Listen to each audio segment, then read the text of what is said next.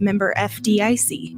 Spring is in full swing at Hoover Lumber Ace Hardware. Get your lawn and garden looking their best with Ultimate Fertilizer and gear up with Eco blowers and mowers for the season ahead.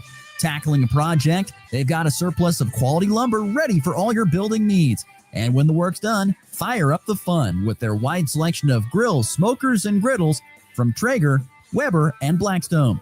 Stop by Hoover Lumber Ace Hardware in Goodland and Colby, your one-stop shop for spring projects, big and small. Big savings are waiting at Hurl Chevrolet GMC in Goodland, Kansas. Get a 25 Chevy Silverado 1500 with 0.9% APR for 60 months plus $3,500 trade-in cash. Or choose a 25 GMC Sierra 1500 Turbo Max, 0.9% APR or up to over $7,800 off if you own a GMC or Buick. And don't forget, military members get an extra $750 cash allowance. It's happening now at Hurl Chevrolet GMC in Goodland, Kansas. Online at hurlchev.com. Get up to $1,000 off your new device at Next-Tech Wireless. Already a customer and need to upgrade?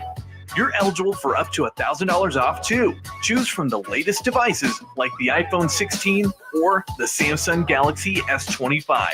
And it doesn't stop there. Get a $100 Visa gift card for all new lines. Stop by location near you today. Next-Tech Wireless, connecting Kansas. Looking for insurance that actually puts you first? At the insurance agency in downtown Goodland, we're independent, which means we work for you. Whether it's auto, home, crop, or business, we shop top carriers to get you the best coverage at the best price. No pushy sales, just honest advice from people who live right here in your community. Give us a call today at 785-899-5011 or stop by 1020 Main in Goodland and let's get you covered. The Insurance Agency.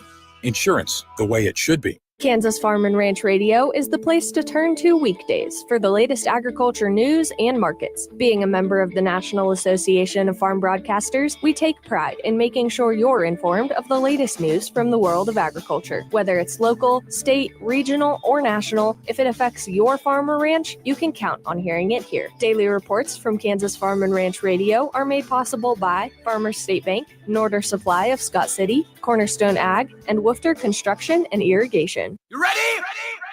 1, 2, 3, 4! It's the Morning Blitz with Ross Volkmer. Being a Nebraska football fan these past few years and watching this team week in and week out, I kind of compare it to like doing drugs. You know you shouldn't do it, but you can't stop. Kids, don't do drugs. The region's only local sports talk. Not this again. Yes, this again. Broadcasting on Goodland's Rocket 102.5, simulcasting on Goodland's 730 Gold KLOE. Guys everywhere. Discussing it all from the preps. Brumbaugh fakes the three, fires it from the corner. Yes! To the pros. They set up the screen. McLaughlin has it with Miners out in front. McLaughlin's got a first down inside the 10, inside the 5. Touchdown, Denver. The Blitz is presented by Hurl Chevrolet GMC, Hoover Lumber Ace Hardware, and F&B Bank, as well as the Insurance Agency, Farmer State Bank in Oakley, the Cowboy Corner Express, and Equity Bank of Hoxie, Quinter, and Grinnell. Let's go to work. It's off to Brown. Bridge is there. They hold it. They trample. It's over. The Knicks have won. What a comeback and a Game 1 win for New York. Carroll bloops one on the right side, and Vinny makes a sliding play. Chance for a double play. Oh, he got him. That was great. Wow. How about that for a heads-up play? You can't teach that or practice that. Left field, and that does go out. And now Caleb Ferguson gets a fly ball to center field. Runner at third, Scott, going to tag, and here he comes, and O'Neal Cruz guns it to the plate, and he is out. What a throw. Missed it again. Rebound down to Christian Brown. You got to hurry. 7 seconds. Front court over to Westbrook. Left side Gordon for the win. Yeah! 2.8 seconds left coming back the other way. Williams from half court. Baked it no good at the horn. And the Denver Nuggets shock the Oklahoma City Thunder in game number 1. That was an exciting finish for sure down in Oklahoma City last night as the Nuggets pull off a stunner over the heavily favored Thunder, 121-119. A missed free throw in the late seconds. Well, actually, 2 big made free throws by Aaron Gordon, who was pretty much the star of the last 15 seconds of the game. two big free throws made by Aaron Gordon to make it what was a 1-point basketball game, 119-118. The Nuggets trailed. And then after Chet Holmgren, great defense on the inbounds from the Nuggets, they get the ball into Chet Holmgren. Holmgren does the Thunder. He misses a free throw. And then, of course, the Nuggets go down after missing that free throw and hit a three from the left wing with Aaron Gordon again. So he played a huge role in that upset win last night in the Western semifinals. They lead this series 1-0 after a big road win, 121-119 last night in the NBA playoffs. Good Tuesday morning, everybody. We are off and rolling here on the Morning Blitz. It's May the 6th. Hope everyone had a great Cinco de Mayo and is either recovering or is already off and rolling here this morning. We got a big show ahead for you today. Dan Lucero, our good friend from WIBW Sports, will be popping by.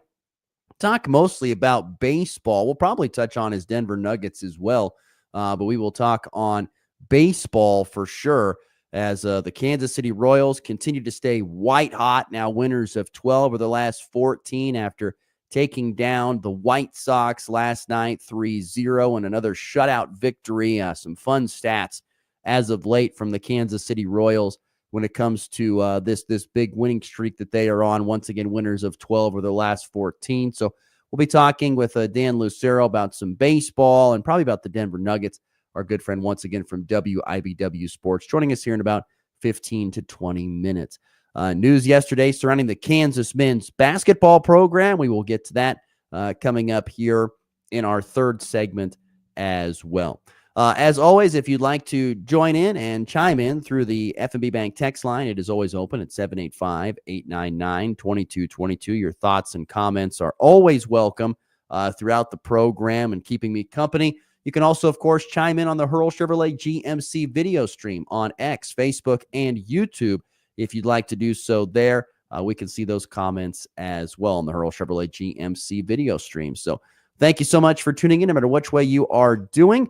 We'll get into segment number one here in just a matter of moments. Real quickly, a look back at local sports real quick, and then we're going to get into some 3 up, 3 down.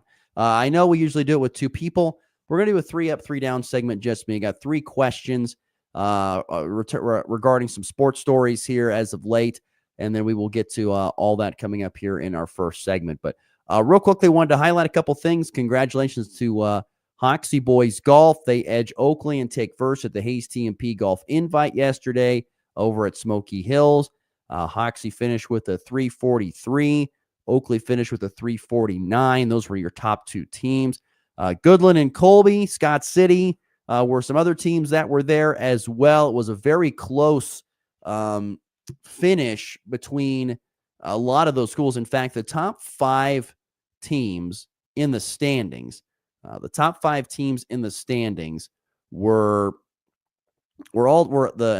spots were decided by, I think, by like 20 shots. So it was a very competitive tournament. And Hoxie was the team that prevailed, led by Noah Dowell at 77. Easton Fink of Oakley won the tournament. He shot a 72. But you went Hoxie, Oakley, Plainville, Scott City, Goodland, Hayes T&P were the top 6 teams. And but the difference between Hoxie and Goodland was 20 shots. So it was a pretty competitive tournament up and down, but it's the Indians that get it done, led by Noah Dowell and Charlie Foote, who both finish inside the top 10. Leading the way. Like I mentioned, Easton Fink was the top Oakley golfer. Jackson Rumford finished 4th for Scott City. Goodland's top golfer yesterday was Trent Sheldon, tied for 8th with an 86. That was with Oakley's Kelly Bosserman.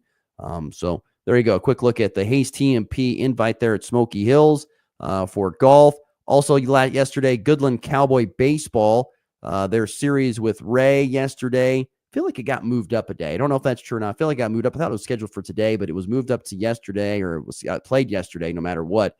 Cowboys lost both games, 6-3 in game 1 and 1-0 in game 2. A couple of low-scoring games in which the Cowboys dropped. Now are 8-10 on the season, with one more regular season series to go down at Cimarron on Friday is when that'll happen. And then there is some sports today.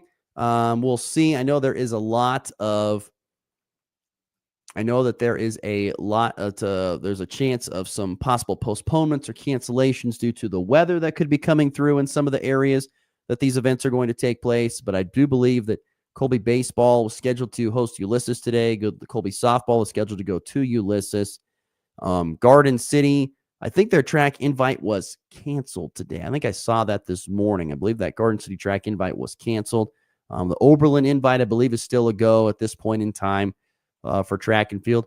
Goodland at Holcomb for softball today was originally scheduled to be played today. That has been a forfeit by Holcomb. Holcomb does not have enough girls due to different reasons, multiple different reasons, to compete. It's also been a very tough year for Holcomb softball. I think they have a win on the season, but Holcomb has forfeited those, and so Goodland picks up a couple of 7-0 wins in a sweep of Holcomb today, even though they didn't play. So there you go. Quick look at local sports. Oh, don't forget, there is some golf today scheduled. Syracuse Golf Invite. Oakley has their golf invitational today as well. So wanted to get those local sports things out before we dive into our first segment. So like I said, we usually do this with a couple of different people. It's more fun with two people, but you know what? We're dealing with what we got right now. It's a little time for 3 up, 3 down. 3 questions. Let me ask you something. 3 answers. Answer the question. It's 3 up, 3 down on the Morning Blitz. So 3 questions here that I find interesting here on this Tuesday morning. So the first one pertains to kind of the highlight of the night last night. The Denver Nuggets, they beat the Oklahoma City Thunder 121-119. The question is, what does this mean?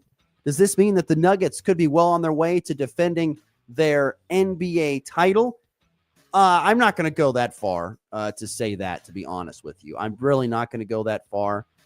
You got to remember that these two teams met 4 times in the regular season, and each time, and they each won 2, so they split it. So I expect this series to be pretty darn competitive, even though Oklahoma City finished 18 games better. And I mentioned this stat yesterday. Oklahoma City finished 18 games better than Denver in the final regular season standings in the Northwest. Even though that happened, you got to remember that the Nuggets at times this year apparently were struggling with continuity in the locker room with their coach and the players, and they've made that change, and apparently that has really, really helped them because all of a sudden things have come together for Denver. Last night, a really great performance from Jokic, 42 and 22, just ridiculous numbers.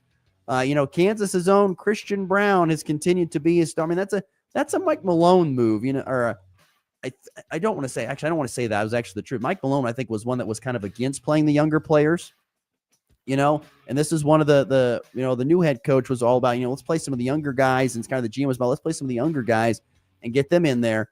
Christian Brown has kind of stepped up to the plate. He had a huge performance the last time out on Saturday, and now he has a double-double in 40 minutes of action, 11 points, 13 boards. He does a little bit of everything, which has been huge for them. Jamal Murray, when healthy, of course, is one of the better guards in the league at 21 points last night. And, of course, Eric Gordon was the star late with those 2 made free throws. And then, of course, that big 3-pointer with about 2 seconds left to give the Nuggets the lead and eventually the win. He finished with 22 and 14. So 3 different guys finishing with double-doubles last night. Once again, Michael Porter, not great, just 2 points. Yesterday, but Russell Westbrook did come off the bench, provide 18 points. He was great there. So give credit. And, defensively did just enough. I mean, everybody for the Thunder went out there, it seemed like, to make an impact. Even Alex Caruso came off the bench and had 20 points last night. But SGA, Shai Gilgeous-Alexander, 33 points to lead the Thunder. But no one else had over 16 or besides him and Caruso. No one else had 20 or more than 20 points. So I don't know. Once again, it was a great win. I expect game 2 coming up here tomorrow. It's still there in OKC. I expect the Thunder to get that. That's just my read on it. So yeah, I don't know. I would say I think that I don't know. Like I said, Larry would agree with me on the FB Bank text line, 785-899-2222. It only means the Nuggets are up 1-0. Tomorrow is a new game. I would agree on that. So, yes, I would say that as well. More chiming in on the FB Bank text line. Oh, I did not know this. Colby moved up Ulysses ball games to yesterday. I did not know this. Thank you so much for the update. Clean sweep over Ulysses, baseball and softball. Thank you, Texter. Appreciate that. Did not know that. Michael, he's chiming in on the FB Bank text line talking about the NBA playoffs. Says, I love my Celtics, but gosh, they can really raise the blood pressure. Not sure why they didn't take the ball to the rack when they had multiple Knicks in foul trouble and threes weren't falling. They missed 45 threes. That's a what are you thinking moment. And that's right. The Knicks, by the way, stunned Boston. Yeah, that's the other thing, too. You look at Denver winning on the road as an underdog. New York won on the road as an underdog last night by 3. You just, first and foremost, to me, Boston lost that game because they're hoisting up 63s a game, and they only made, I think, 15 of them or something like that. So, to me, that's the biggest reason why Boston lost. I think in this type of game with the Nuggets and the Thunder, if you ask me, once again, it was just two really good teams, and Denver got the last laugh. Pretty much what it was. I don't think that has any sort of say on how this series is going to finish up at this point in time. So, anyway, moving on here on 3 Up, 3 Down. So there was a meeting. So I think it was it this last weekend? I think it was. Maybe it was the weekend prior. But nonetheless, President Trump gave the commencement address, I think, at the University of Alabama, and him and Nick Saban got together when they weren't on camera and had a meeting talking about, the future of college sports and college athletics with NIL, and talking about how, some states are doing this in NIL, some states are doing other things in NIL. So I think Nick Saban was saying, I don't think we can survive, or this model can survive, or college sports can really survive if we're going to have these super uneven playing fields, is what he was saying. I would assume in this meeting, once again, this was a closed doors meeting and just reports of this, and so anyway, it sounds like as if Nick Saban is trying to convince President Trump to try and help out with this situation. And honestly, it's going to take two very powerful people and multiple, it's probably not just even two more, multiple powerful people in high up positions in order to fix college sports from what it has done to itself. It really will take this. It will take this to get this done. It will take some, once again, legislation on the national side of things to say, well, no, we're not going to allow, Missouri, for example, to just go out and do whatever they want when it comes to putting money in college kids' hands, because Missouri is one of those programs that throws around a lot of money. And they're not the only ones. They're just one that comes to mind. There's other programs that throw around a ton of money to bring in things. But it's not fair to everybody else. And that college, what am I trying to say here? And that college, that college model of trying to have everybody to an extent have somewhat of a level playing field. I'm not saying it's going to be perfect, but somewhat of a level playing field is just completely going away. And it's been going away for a while, but it's really stepped into overdrive here over the last few years with NIL. So I think these are the right to being. Trump could probably go out there and possibly get something done with an executive order. I don't know if that's what's going to happen or not. That could happen. That would be a step in the right direction, in my opinion, to get college sports in the right direction. But maybe even the bigger thing would be, what if we could talk Nick Saban to becoming like the commissioner of college football? I think that's what probably needs to get done. And Nick Saban is a guy who could do it. I don't know if he'd want to do it, but I believe that he could do it. And with him talking about this actually makes me feel like he might actually be more interested than we may think. He might be interested in wanting to try and fix college sports because he knows the issues. He was a part of it. He kind of stepped away because of it. And maybe he's like, you know what? Maybe in my swan song of my career in life, maybe I got to get everything back on the right track. Maybe I got to tell people like, look, I've been in it. I've seen it. I know this is what we got to do to get it right. Let's find a way to getting it done. And maybe he can convince all the commissioners and television networks to do it. We will see. I don't know, but this meeting between these two very powerful men, I feel like could be a great step in the right direction to getting things going. So, yes, I like this idea. I'm hoping that they do get something done. Trying to get, once again, the playing field a little bit more level so that We just don't like. If we don't do this, I think you're going to see once again especially if you are a Kansas, a Colorado, a K-State fan. If you're a fan of those programs in the Big 12 and ACC, and if you're not in the Big 10 and the SEC, and these type of trends continue that we're on right now, those conferences are going to get left in the dust. I guarantee they will. They will get left in the dust. They got to find a way to bring everybody back into the same realm, and then let coaching, true recruiting, and talent acquisition go that way instead of just how much money can you throw at a guy and hope that they stick around, or a girl for that matter. But yeah, I love this idea with Trump and with Saban meeting. You got to have two powerful people in order to get something done. You got to have a lot of power to get it done. My final question, though, here on 3 Up, 3 Down, though, on this Tuesday morning. This one's interesting. So with the ruling that came out here, Michigan has self-imposed a 2-game suspension for their head football coach, Sharon Moore. By the way, he's a Derby, Kansas native. But he's going to miss, I think, the upcoming Oklahoma and Nebraska games of this upcoming season for Michigan.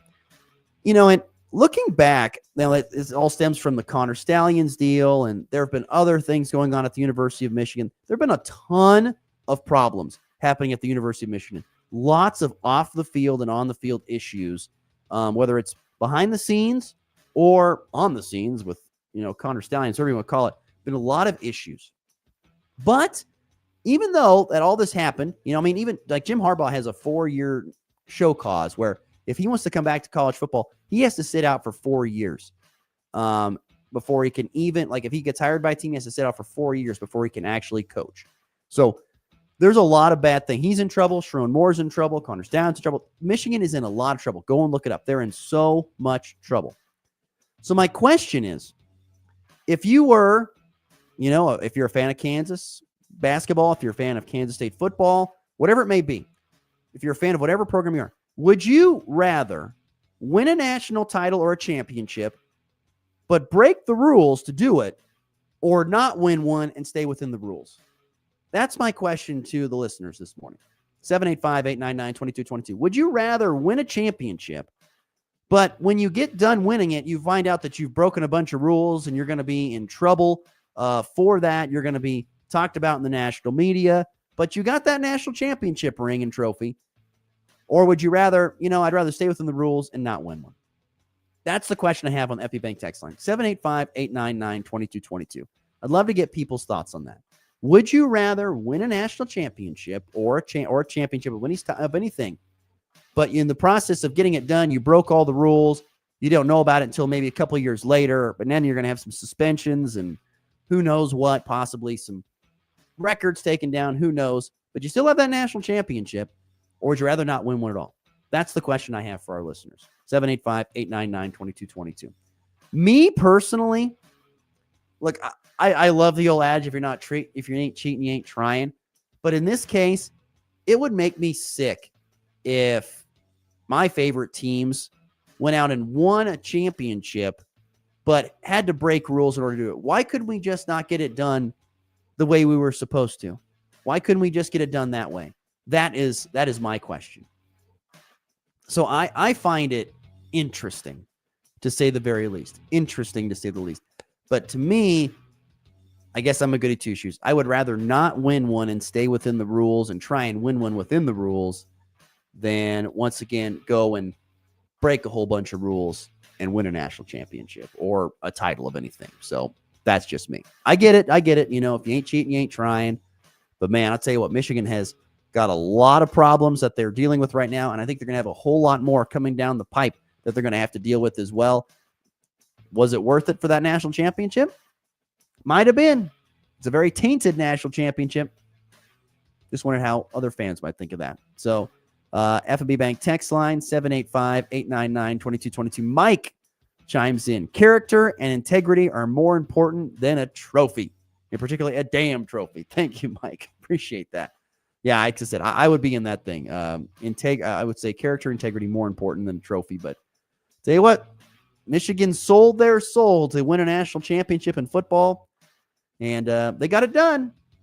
But now they are dealing with the consequences of that it took to get that done, it seems like. So anyway, 3 up, 3 down here on a Tuesday morning. All right, let's get to our break. Dean Lucero is waiting patiently to join us to talk some great sports there with him. We'll talk about his Denver Nuggets as well as the MLB season to this point in time. So stick around. Plenty more to get to here on a Tuesday edition of the Morning Blitz. Spring is in full swing at Hoover Lumber Ace Hardware. Get your lawn and garden looking their best with ultimate fertilizer and gear up with Ego blowers and mowers for the season ahead. Tackling a project, they've got a surplus of quality lumber ready for all your building needs. And when the work's done, fire up the fun with their wide selection of grills, smokers, and griddles from Traeger, Weber, and Blackstone. Stop by Hoover Lumber Ace Hardware in Goodland and Colby, your one-stop shop for spring projects, big and small. Good morning. This is Kate Thompson with the Anderson's Trade Group. Today is Tuesday, May 6th. On the overnight last night, July corn up 2.5 at 4.56 3/4. September down a half cent at 4.32 1/4. December corn down 1/4 at 4.42 3/4. March of 2026 down 3/4 cents at 4.56 3/4. July soybean down 2 3/4 at 10.42 3/4. August down 3.5 at 10.36 3/4. September down 3 3/4 at 10.15. Chicago wheat, the July contract higher 5 cents on the overnight at 5.36 1/4. September up 4.5 at 5.50 1/4. December up 4 cents at 5.72. March of 2026 soft wheat up 3 3/4 at 5.90 3/4. Kansas City wheat, the July contract higher 3 1/4 at 5.36. September up 2.5 at 5.49 3/4. December up 2 cents at 5.72 1/2. March of 2026 up 2 cents at 5.91 3/4. On the stock market this morning, the Dow down $255 at 41,064. The S&P down 44 at 5,627. The Nasdaq down $214 at 19,841. Gold higher $79 an ounce at 3,401. Crude oil up $1.50 a barrel at $58.62. If you have any questions about marketing grain or would like to talk about risk management options, give our Colorado office a call. John Hanke or John Stiles at 970-744-4484, or in our Kansas City office, myself, Tom Saludo, Jared Law, Harvigosh at 913-748-3000. Imagine having more days of perfect weather, a combine that's more powerful, or even more soybean bushels per acre at harvest.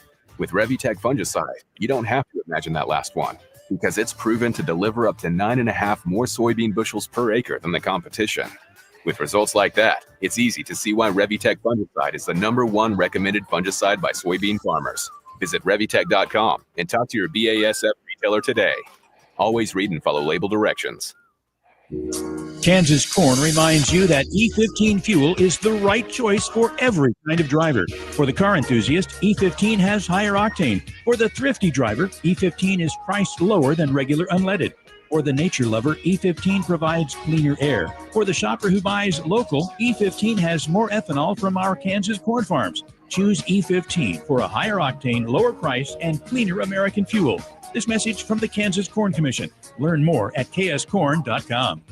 Today, we're talking with Zach Ogles, agronomy manager from Tessenderlo Curley. Zach, how can Thiosol and KTS improve outcomes for wheat growers? When they apply a product like one of our thiosulfates, they're not only going to be receiving the sulfur benefit, they're going to be protecting the nitrogen that they're applying along with it. We can help the grower reduce losses through nitrate leaching. We're helping to protect the groundwater, improving the well water quality, while keeping most of that nitrogen available to the plant. Ask your local ag retailer for Thiosol and KTS. You won't find much better hometown service than what you get when you work with Hitchcock Incorporated of Goodland. With over 40 years of experience in serving agriculture, Hitchcock has been going with you. From valley irrigation systems, parts and service, to utility and flatbed truck boxes, as well as standby generator units for your farmer business needs. They've also expanded their steel inventory recently. No matter what you need, they're here to lighten your load. Helping your farm and ranch succeed for over 40 years, it's Hitchcock Incorporated of Goodland. It's not just sports, it's your morning game plan. You have a plan. I have part of a plan. That is not a plan. This is the Morning Blitz.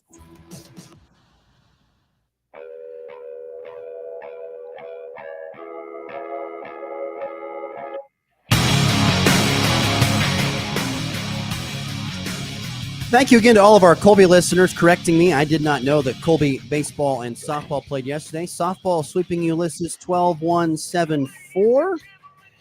And baseball with a sweep of Ulysses 5-2-8-1.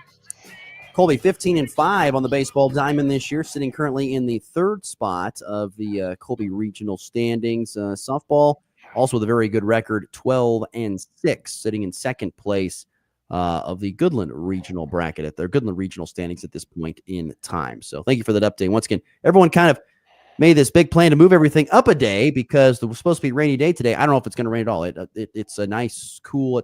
You can kind of smell a little moisture in the air out here, but it hasn't rained yet. Hopefully it will. They're still saying there is a chance of it, but right now just 50 degrees and cloudy. All right, waiting patiently, and he has for quite a while. We appreciate him doing so. Our good friend from WIBW Sports, Dan Lucero, joins us here. Good morning, Dan. How are we doing today? I'm doing well, Ross. Thanks for having me. It's worth the wait every single time. Well, thank you so much for doing so, Dan. It's great to have you here on the show. Of course, Dan joining us via the Hurl Chevrolet GMC video stream. How are you feeling after last night's performance with your Denver Nuggets? How are you feeling? Sleepy. Those games are on too late. I really need those games to be on much less late than they actually are. But no, man, feeling good. That was never felt like they were going to win that game until they did. Felt like one of those games that was going to go in the books as a moral victory, right? Like they didn't have the legs. It was understandable that they didn't have the legs relative to a team that hadn't played in over a week, with the Nuggets coming off of that grueling 7-game series against the Clippers. And once the Thunder shook the rust off early on and kind of took control of the game, it just never felt like Denver really was going to have a run in them. They'd get it to 6 or 5. They would go back up to double digits, but look, man, you win a championship, that DNA is just in you, and you know how to pull a game out of the fire like that. And the Nuggets were helped along by Mark Daigneault, the coach of the Thunder, his disastrous late-game coaching, the decision to keep fouling up 3 early enough, bailed out the Nuggets because they had taken Jokic off the floor in the final seconds of the game and were able to get him back in because they didn't have a timeout. Poor coaching, poor execution down the stretch by the Thunder, and championship execution by a team who's done it before. And you steal game 1, you steal home court advantage, and starts to feel a little bit more possible to take down the top seed in the West. If the Nuggets are going to pull off this upset, what do you think needs to happen in order for it to happen? Well, they were going to have to get one in Oklahoma City. That's for sure. They're going to have to make a lot of tough shots and take care of the basketball better than they did last night. Oklahoma City's defense is so good. I mean, you can't really understate how good they are defensively. They got a bunch of guards that are like piranhas. Alex Caruso was their best player last night. That dude was everywhere, blocking shots, I think he had like 6 steals. They're just so good. People who don't dog on the NBA say, well, they don't play defense. Watch the Thunder. Watch the Thunder play some defense. That team plays some damn defense. They're all over the place. They jump passing lanes. They got long arms. They pick you up full court. They're tough. So for Denver, that means you're going to have to do some serious shot making because they do force turnovers. That's just going to be part of the series that Denver's going to turn the ball over.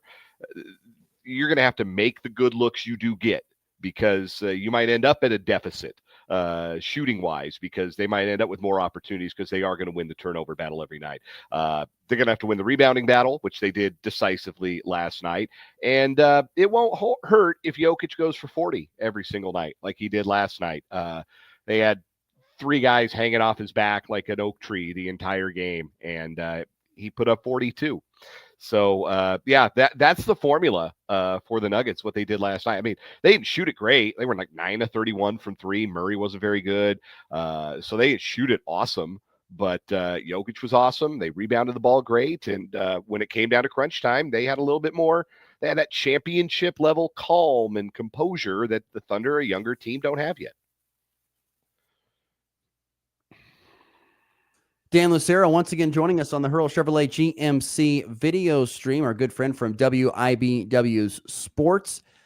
Switching over to baseball, Dan, the Royals, winners of 12 of their last 14. Can this pitching staff keep this up where they continue to shut out opponents as we have seen here over the last handful of weeks? Yeah, it's 5 shutouts in this stretch of 12 wins and 14, including one last night against the White Sox. And short answer, no. Like, that's obviously, you're not going to shut teams out every third game. You're not probably going to pitch a shutout. But this is a team built around its pitching. It is a team that is intended to be carried by pitching and run prevention. There's not enough offense on this team. We were afraid that was going to be the case going into the season, and it's very definitely the case now that they're a bat or two short, and especially looks that way when you have guys struggling the way Vinny Pasquantino has struggled, the way Salvador Perez has struggled for most of the year. Really exacerbates those offensive concerns. So the pitching has had to be this good. The good news is they've got 5 guys they feel like can give them a chance to win every single game in their pitching rotation.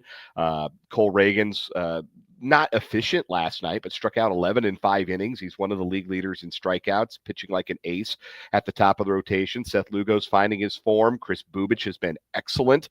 Michael Wacha's been solid. Michael Lorenzen has been as good as you can hope for a 5th starter to be.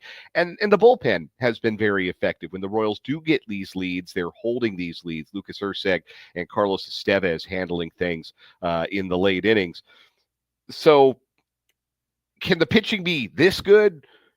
Probably not. Can the pitching be good enough to sustain the Royals as a contender in the American League Central? Absolutely.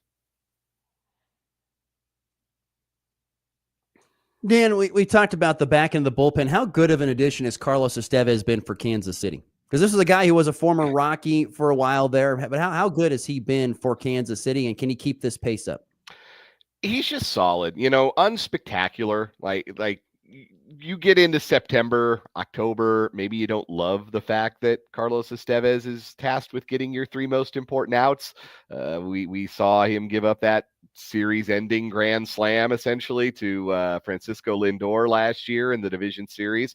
But his addition helped the Royals be able to be more flexible with Lucas Erceg, who is their best reliever, where they could say, hey, you know what? We can bring you in the 8th to face the meat of the order. We can bring you in the 7th. We can use you for 4 outs. We can play matchups earlier in the game with our best guy, and then still have an experienced closer, an all-star closer that we can hand the ball to and feel confident that he can get us those 3 outs in the 9th. It gets made fun of, the concept of a, quote, proven closer, like the guy who's done it before, who's piled up the saves. But it does help to have guys who understand how the 9th inning goes and how to manage emotions and adrenaline and settle themselves if they run into a jam and get those final 3 outs.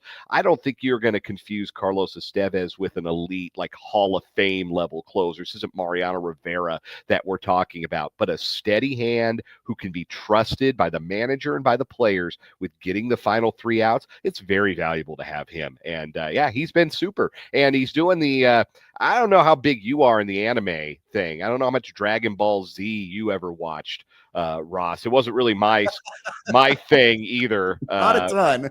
Yeah, not really my wasn't thing. Either but he's got the Kamehameha celebration at the end of the games, and that's what Rex Hudler is saying. If you're watching on TV, if people have no idea what that is, I had to look it up too. Like, it's not my area of expertise, but that's Goku. That's Dragon Ball Z. Ask your kids. If you don't know, ask your kids. But, just something to keep the vibes high and loosen up the team and just be confident about that 9th inning. He's been a great addition so far. Offensively, they've been about, I think, how we thought they would be. Kansas City, and about you, maybe you think differently. I think they're about right where we thought they'd be. They're okay. They're not great. They could certainly use some more pop in the lineup.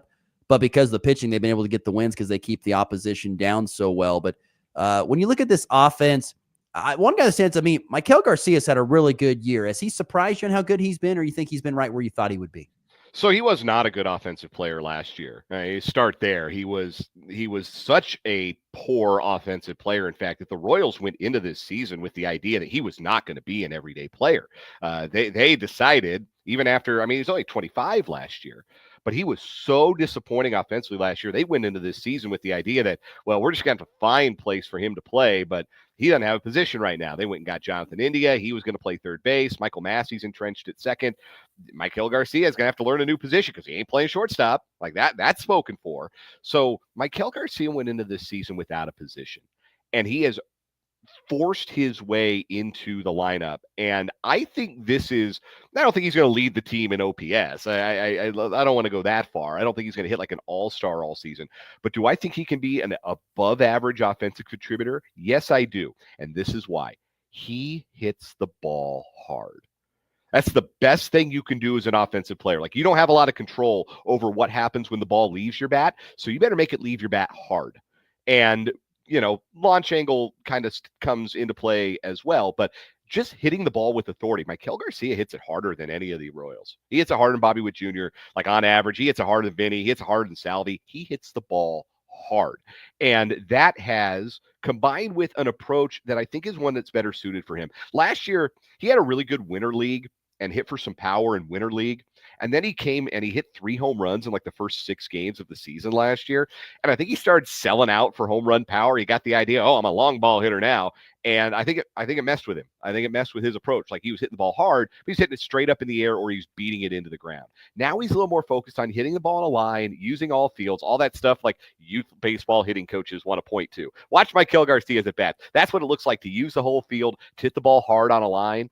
Using his strengths as a hitter, not playing in any of his weaknesses, has unlocked a version of Maikel Garcia that is going to be in the middle of that order for, I think, some time to come right now, because he is one of the most reliable bats the Royals have. And I think this is legit. I don't think he's going to all of a sudden start performing like he did last year. I think he's earned his way into the lineup for good. Dan Lucero, our guest here on the Hurl Chevrolet GMC video stream. Sorry for this is a dumb question, Dan, but Bobby Witt Jr., is he on pace to be the best Royal we've ever seen? That is not a dumb question. The season he had last year by wins above replacement was the best season by a Royal in history. The best ever. And yes, that includes any of George Brett's seasons, 1980, 85, all those great George Brett years. Never had a year as valuable as Bobby Witt Jr.'s 2024. So when you look at it that way, when you factor in his defensive prowess, the fact that he's got a Gold Glove at the toughest position defensively to play on the infield, you look at his power, you look at his speed, his ability to hit for average, had the 22-game hitting streak already this year. That is not a crazy thing to think, that when it's all said and done, we could be talking about Bobby Witt Jr. as the all-time Royal. Now, he's got to do some winning, right? Like, George has a ring. We're a ways away from that for Bobby Witt Jr. I mean, George's in the Hall of Fame, 3,000 hits, all in the same uniform. We're a ways off from that, but that's the kind of talent that Bobby Witt Jr. has. It is not crazy to watch him play the game of baseball and think that talent is so undeniable that it might end up being better than anything we've ever seen in Royal Blue. Well, we'll get you out of here on one more final Royals question for you. With Kansas City, and of course they've won 12-14, they're real good. They're still sitting third in the division. If they're to make a deep postseason run, what do they need to get better at? So from what we know through these first 30-plus games, what do they need to get better at, whether that's an addition or whatever it may be? Where do they need to improve in order to guarantee, I don't want to say guarantee, but get better their chances of making a deep postseason run? Offense, and offense. They need another bopper. They need another guy who can hit the ball over the fence. Going into the weekend in Baltimore, they had hit 15 home runs in 33 games. It was by far the fewest in baseball. Then they hit 10 in 2 games. That was super weird and super unexpected and kind of fun, but closer to the truth the first 33 games than that 2 game power surge they had there at Camden Yards. So they need power. And even in a park like Kauffman Stadium, where it's understandable that, okay, you don't play for power in this park because it's tough to hit the ball out of the park. You play 81 games, you play half your games on somebody else's field where you might be able to hit the ball over the fence. They need a bopper. They need an RBI guy. I think to stretch the lineup out a little bit more. Also, probably wouldn't hurt them to explore some options when it comes to left-handed relief. Daniel Lynch has been excellent this year, but I think they like him more as a multi-inning utility reliever than being that first lefty out of the bullpen. Angel Zerpa has been shaky. Sam Long was terrible before he got hurt. So maybe you look at adding a little bit more depth at left-handed reliever, but like those are June, July things you can address. I think the Royals, as they get into mid-May, need to start kind of looking around at the standings and seeing, okay, which teams are kind of playing their way out of this. Because right now there's only two teams that are dead in the water, right? One's the White Sox, and they're not trading anybody in the division, and the other is the Rockies. You don't want any of their hitters because they all stink. That's our Rockies talk for this segment, Ross. They stink. They're going to lose 115 games. They stink. They might lose 120. They might lose 125. They might be worse than last year's White Sox. They stink. You don't want any of their guys. So the Royals are going to have to look somewhere else, I think, and maybe be a little bit more patient, but that absolutely is going to be a priority. They have got to add another bopper, preferably one that can play a corner outfield spot. Okay, since you tore the scab off, I got to ask, do you think the Rockies can actually get to 104? Could even get to 40 wins this year? Could they even get to 40? Because that would match the worst record since 1900 with the 62 Mets. Can they even get to 40? So I believe, if my math is right, they have played 10 divisional games so far this year, and they've won one of them. They've got 42 more to play against four teams that appear to be ranging from solid to world-destroying in the Diamondbacks, the Giants, the Padres, and the Dodgers. 42 games left in the division. Did they win like more than 5 or 6, honestly? And if they don't do that in that big chunk of their schedule, they're going to find getting wins elsewhere very difficult to come by. It is absolutely in play that they could break last year's Chicago White Sox record for futility and lose 123 games. That is 100% in play, and it is the absolute least that Dick Monfort deserves. I know. I tell you, the countdown to 40 is on. Let me tell you, can they make it or not? We're going to find out. He is our good friend, Dan Lucero. At least the Nuggets are doing all right, right, Dan? At least it's not double the pain. It's not double the pain for you. Hey, I've got that going for me, which is nice, as they say. Dan, we appreciate your time. Thank you so much for joining us. Have a great rest of your week. We'll catch up soon, buddy. Hey, appreciate you having me on as always, and happy graduation to all the graduating seniors, Colby, Goodland, surrounding areas, and congrats to the parents too for getting them all the way to the diploma. Congrats. You're in the initial stages of that yourself, very initial. Long way from that. Hey, what? You blink, and it's going to be there. You watch. It's going to be there. That's what they all say. Thanks, Dan. We'll see you, bud. We'll see you. Once again, great stuff there from Dan Lucero from WIBW Sports. Always great to visit with him and discuss stuff with whether it's his beloved Rockies and Nuggets, who, of course, he hates the Rockies right now, and understandably so. Or, of course, the Royals with their great run that they're on currently, winning 12 of their last 14. We'll take our final break, come back, and wrap up the show with our final segment, some news surrounding the Kansas men's basketball program, and a few other quick nuggets to get to next here on a Tuesday edition of the Morning Blitz. Convenience just got an upgrade. Farmers State Bank of Oakley is excited to announce the opening of our brand new ATM along Highway 40, right next to Sonic Drive-In. Whether you're grabbing a snack or on the go, you can quickly access your cash without the detour. It's banking made easy, right where you need it. Farmers State Bank of Oakley, member FDIC.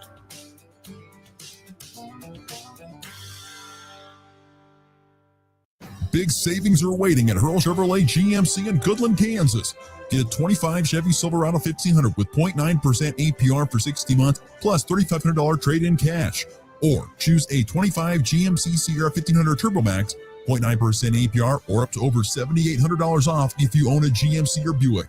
And don't forget, military members get an extra $750 cash allowance. It's happening now at Hurl Chevrolet GMC in Goodland, Kansas. Online at hurlchev.com. Looking for insurance that actually puts you first? At the insurance agency in downtown Goodland, we're independent, which means we work for you.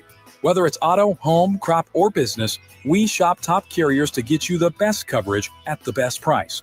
No pushy sales, just honest advice from people who live right here in your community. Give us a call today at 785-899-5011 or stop by 1020 Main in Goodland and let's get you covered. The Insurance Agency. Insurance the way it should be. At FNB Bank, we understand the backbone of our community is our local farmers and ranchers. Whether you're growing crops, raising livestock, or investing in new equipment, we're here to help you succeed. Our agricultural loans are tailored to meet the unique needs of your farm with flexible terms from people who understand what it takes to make it in agriculture. When you partner with FNB Bank, you're working with neighbors who know the land and are invested in your success. FNB Bank, rooted in our community, growing with you. Member FDIC. Whether it's touchdowns, home runs, or buzzer beaters, we've got you covered. It's the Morning Blitz.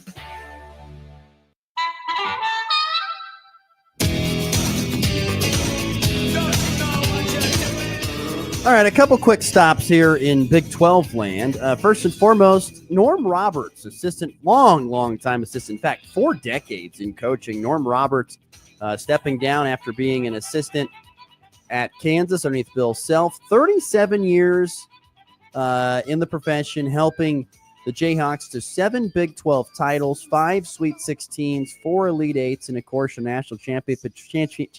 I can't even say it, in 2022.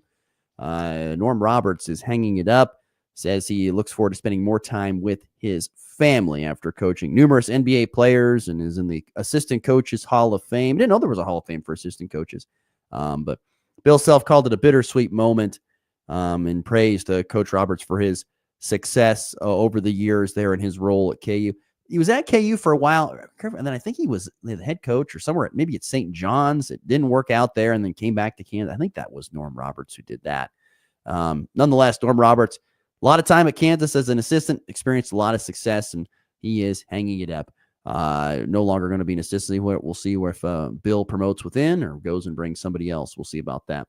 Also, yes, I saw this morning, actually, that the Big 12 Board of Directors has agreed to a 3-year contract extension with Commissioner Brett Yormark, which will run through the 2030 year.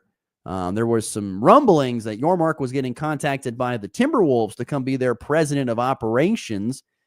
That would have been interesting if he would have taken that position or left. That would have been kind of like the second commissioner to do that here in the last, decade, because Kevin Warren left as the commissioner of the Big Ten to go and be the president of the Bears in the NFL.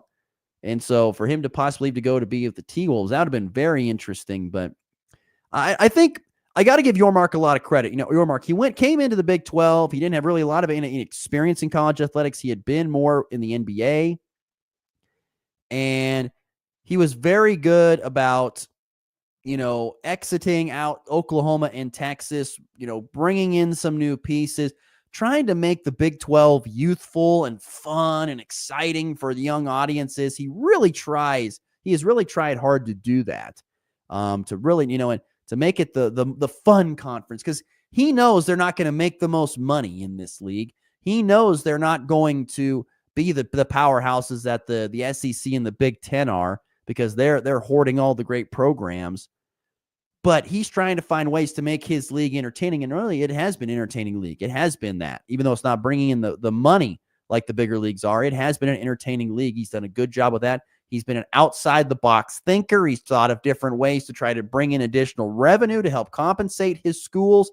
So, Yormark, I didn't know exactly what to think of him when he was hired, but he has been an outside-the-box thinker, and I think that's what you needed to be if you're going to try and keep up with the Joneses in the SEC and the Big Ten. You had to think outside the box, and he's done that, whether that be aggressively pursuing different types of television deals. I remember him, going to more of an NBA style, talking to colleges about doing NBA style floor seating, where you can have, guys sitting or fans sitting in between the benches and the scorers table, and help having high price tickets there. So they've tried to do some different things. And you know what? To an extent, I feel like it has worked. Even though the Big 12 is not keeping up in the money department with the other big conferences, I feel like they are doing their best they can with what they have been given at this point in time. So good to see him sticking around at least for another hopeful 5 years, it sounds like, with the Big 12 conference. High drive,